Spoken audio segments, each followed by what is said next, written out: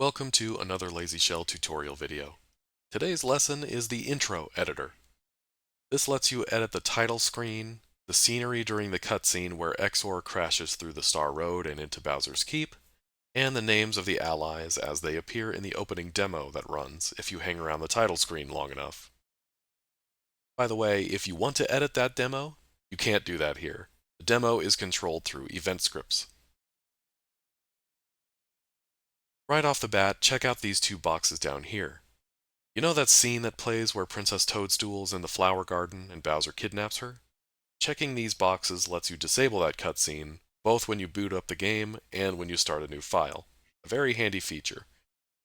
Unless your ROM hack follows the same story as the original game, that garden scene probably doesn't make much sense to keep.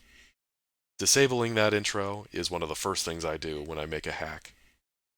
Over here you can edit the character names that appear during the demo. You can edit the font's palette and the letters themselves using these palette and graphics editors. How to use those palette and graphics editors are covered in other videos. You can also import and export image files.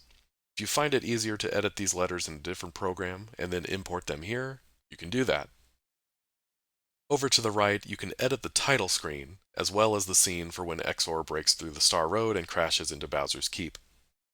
To note before you get too far into editing this, as far as I know, there is no way to edit the sprite's behavior in the cutscene where Exor crashes into the keep.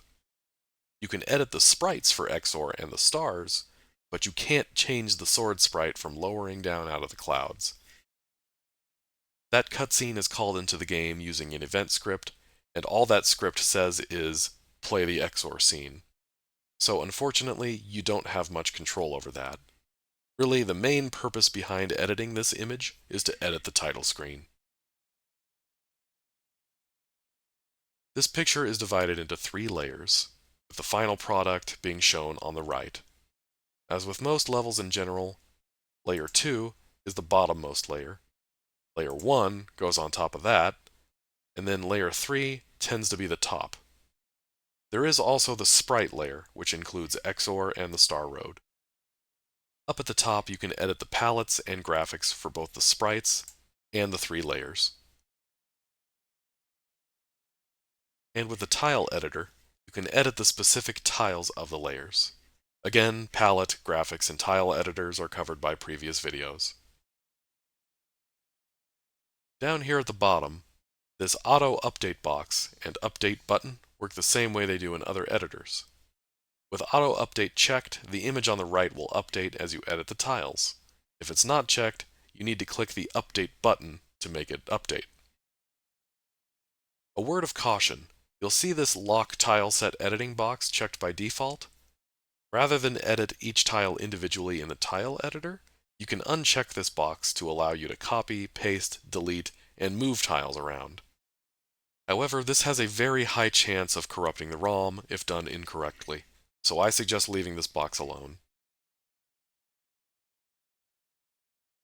Much like the intro text on the left we talked about, you can import and export different image files into the title screen.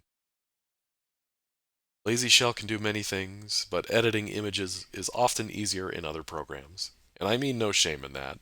The author of Lazy Shell himself has said the same thing.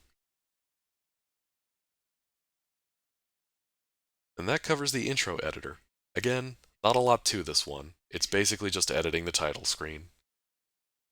If you find these videos helpful or you just want to support the channel, please consider subscribing. If you have any questions or things that you want to make sure get covered in future videos, feel free to sound off in the comments section and I'll get to what I can. Thanks, and I'll see you next time.